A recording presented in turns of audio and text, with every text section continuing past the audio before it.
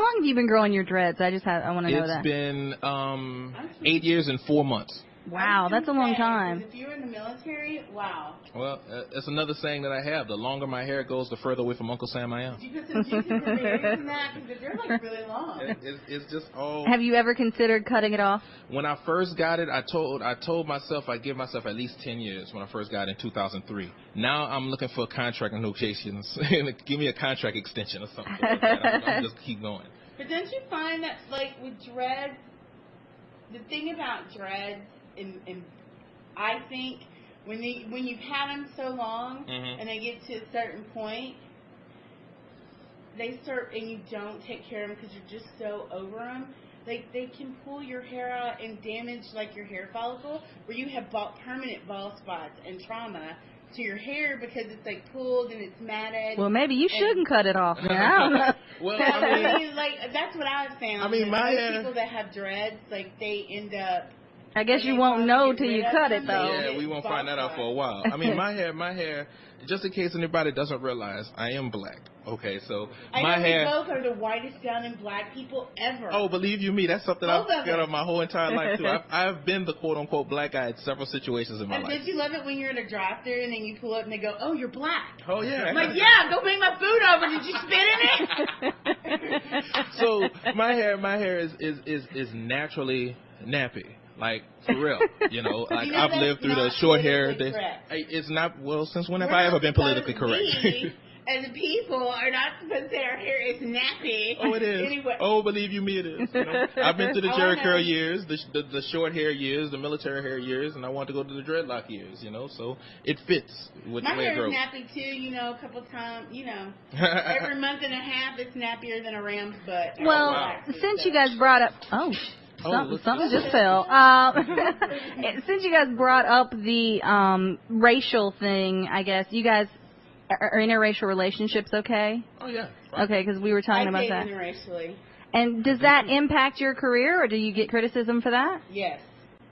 I guess I'd have to say yes, but it's not even necessarily the career itself. It's more like day-by-day life type of things, like I used to, I guess, in a sense. But with my upbringing, you know, being middle class or what may have you, it was more of a situation where it was almost by default on a certain level. Because, and I'm gonna just be real with you, growing up, black girls didn't want to give me the time of day, but all the other ones wanted to.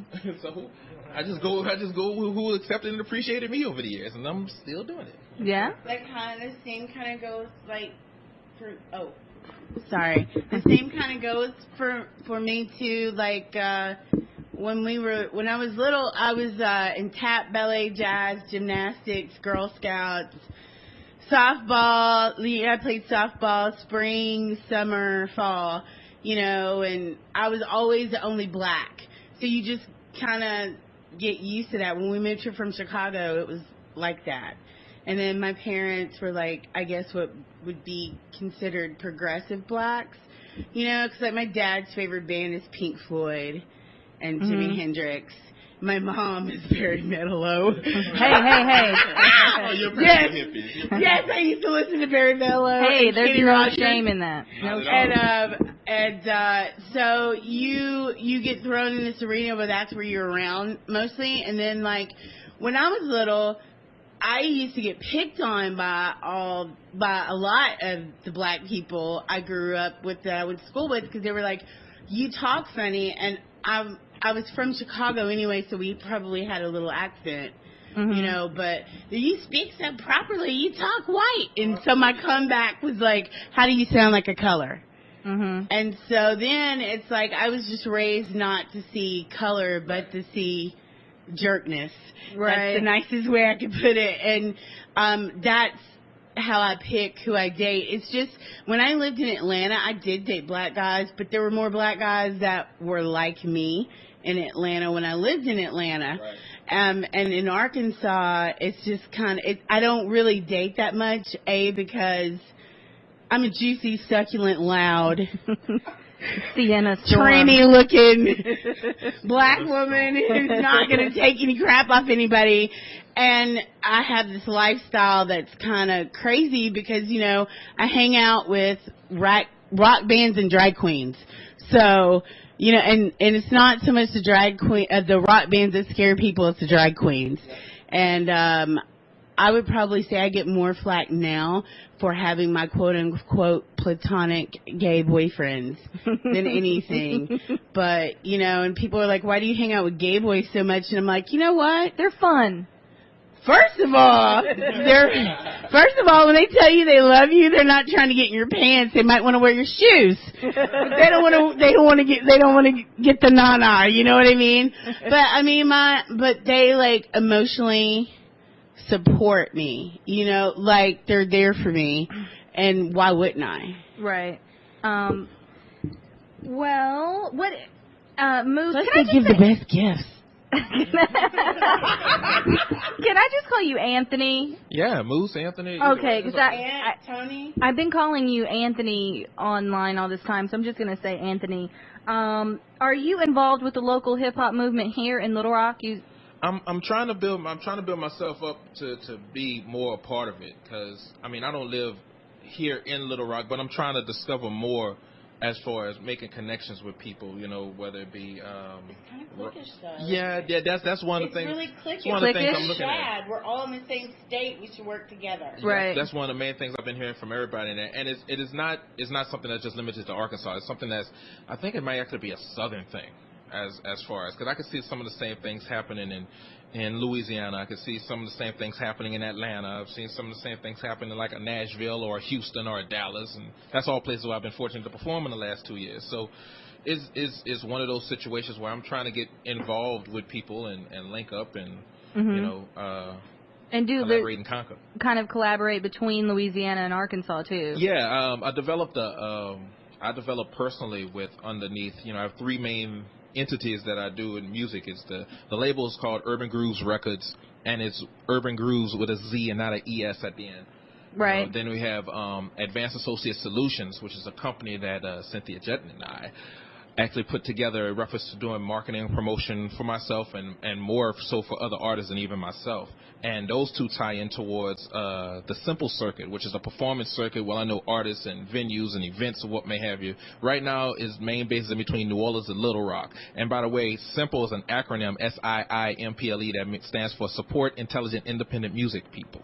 All right. You know, so the genre really doesn't matter. Yeah, the genre really doesn't matter or anything like that. Just trying to network people and get people from, say, from Louisiana to come up to Arkansas, people from Arkansas to go down to Louisiana, and then, you know, just expand from there. That's the way bands used to do it. They used to be bands in groups used to network more back in the day. Yeah. But no, everybody is so cliquish and like feels like a competition now. It's like a competition when it's like, you know what? You can't have all the fans in the world. And not everybody's going to like your thing. You need to, like, network and share.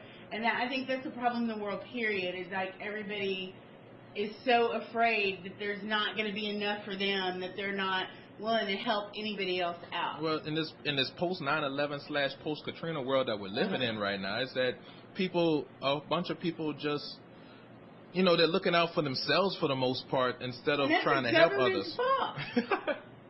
They want us to be afraid. People are too isolated in reference to themselves and a whole bunch of things, whether it's inside or outside of music. I mean, any subject matter we could talk about here tonight or in any other show that is going on here at the Power Wow Sundays from 8 to 9.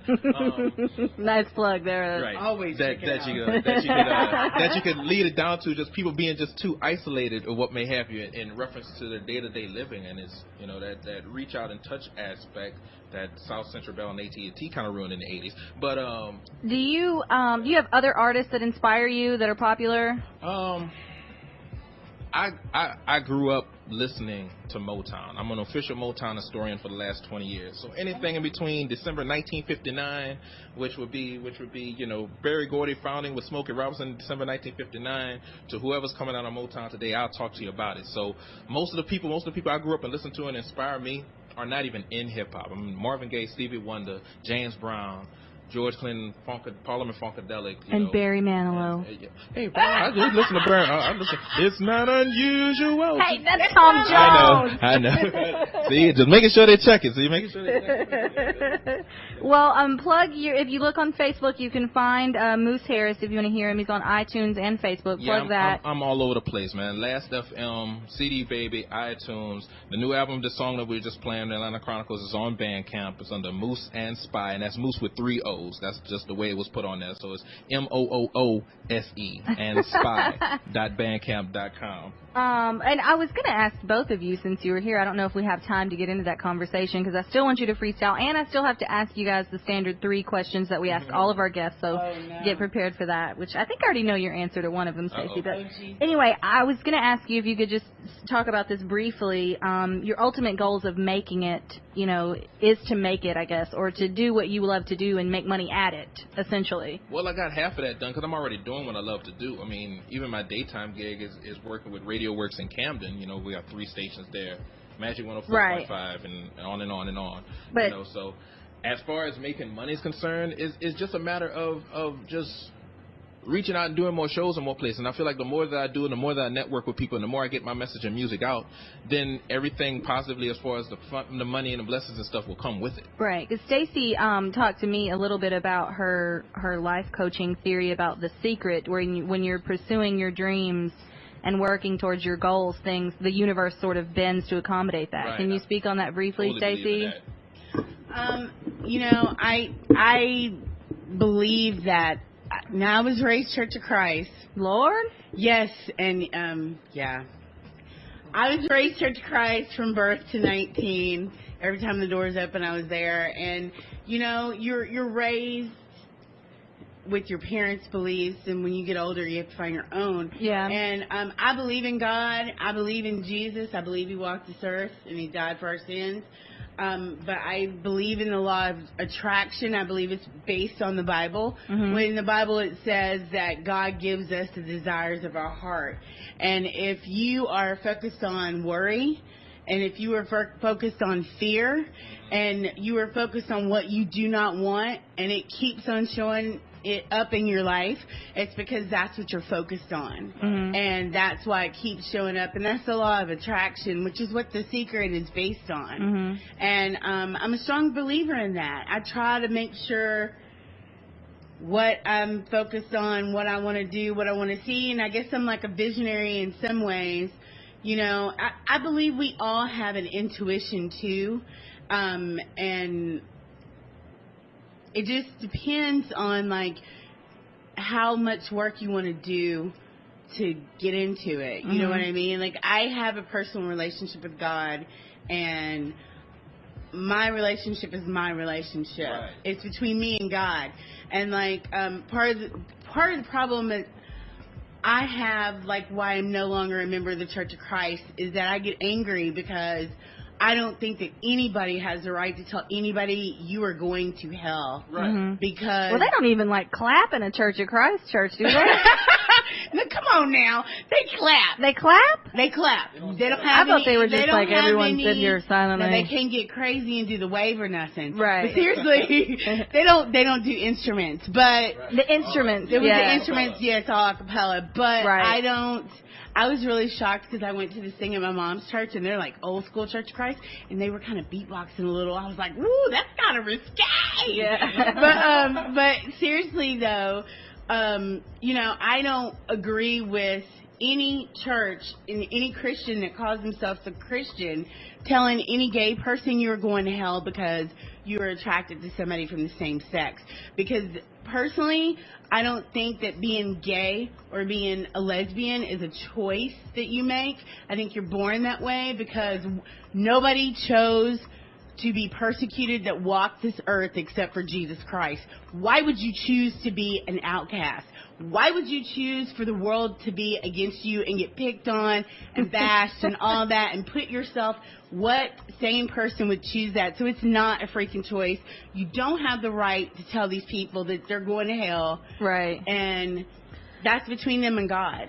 Lord, that Like, totally got off subject though. that's what I said. It's like situations with me. Like I have I grew up Baptist, what may have you.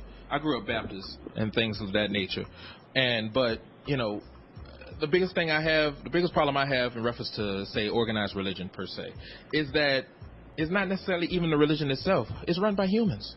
And the fact that it's run by humans and we all going to fall short and have our secrets from religion to religion or what may have you, in order to pinpoint that aspect of things that are run by humans and to try to teach other humans is the biggest flaw that humans have. Because, I mean... We opened up a can of worms with this one, I think. Fallible, and they have ulterior motives. Everyone does. We got on organized religion somehow, y'all. I don't even know what happened with that one. I mean, that's the basis of all kinds of things. That's the basis for anything else we could talk about tonight, for real.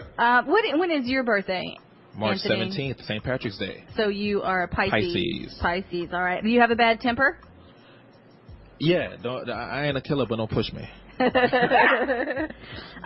well, let's ask the same three questions we ask all of our guests because we've only got like about 8 more minutes, so we want to do this briefly. We always ask all of our guests the same questions. The first question being, besides me, who's your favorite comedian? Oh, no. Let's see, so I gotta eliminate you off the list. Yeah, besides me, of course. Like old or new? Either one, just all time. Like locally or globally? No, just anywhere. I think for me, the two main people there was 3 people that strike out in my mind: Bill Cosby, Cat Williams, and Dave Chappelle. All right. Oh man. All right. That's the 3 we I like go the for. same Variety. Well, I would trade out Cat Williams. I would trade out Cat Williams for Richard Pryor. Okay. Anthony, okay. I would take the same 3, and I would trade out. I would trade out Cat Williams for Richard Pryor. Okay. The second question is, if you won the lottery today, and I'm talking about millions of dollars, what's the first fun like $38 million? What would you do? What's the first fun thing that you would do with that money? Not charity work and all that crap. Not the Oprah thing. What would you do for fun? I would start making my plans towards being in Brazilian carnival. What?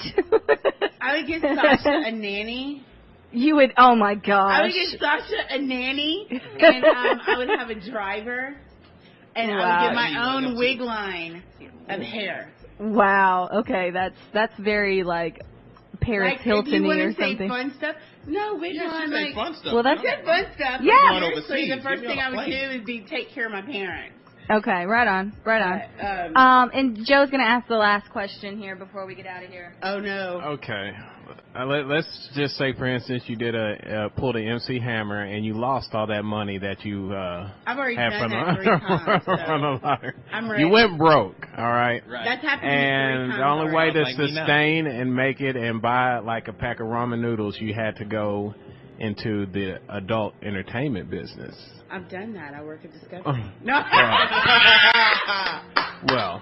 Woo-woo! No. So, what would your stage name be or your performance name be? See, in a storm. And now, you said I already knew the answer to yours. Yeah. Now they use, most people use the old trick, the first pet you had and the first street you grew up on. Yeah. That's not good. But it doesn't have to be. Because it would be Hitler. Oh, Lord. Yes, my dad had a German Shepherd puppy when we were little in Chicago named Hitler. You were like, come here, Hitler. That kind of goes to answer that question. To use that technique to answer the question. I was thinking I'd have to go with the one name aspect and just go simply with Solomon, but I can extend it over to Solomon Richelieu. That sounds good to me. All right. That's not very porn. Nobody would watch you. They'd have guilt. Maybe if he had on his cat Oh costume. my God! Don't get me started. They'll watch me. Dirk Ziegler. I just want to say for the record, I am a singer. Anyway. I don't even know what that means. Okay, well, hey, you don't know me now. It's just Adult, since I am competing with Dixie Dynamite here, and mine are natural. Dynamite. Okay, all right. All right, well, the hour just flew by with you guys. I know that wasn't enough time. I know, Tell it them really to wasn't. extend your show. I know. You need it to be a reality show setup, though. Like, Lord, she's got ideas. Like, if they could, like, see in the studio, if they could see in the studio, it would be even greater. Not really, I don't have makeup on, really. I want to thank you guys for being here. It was a very fun show. Thanks to Stacey Mack and Anthony Moose Harris for being here.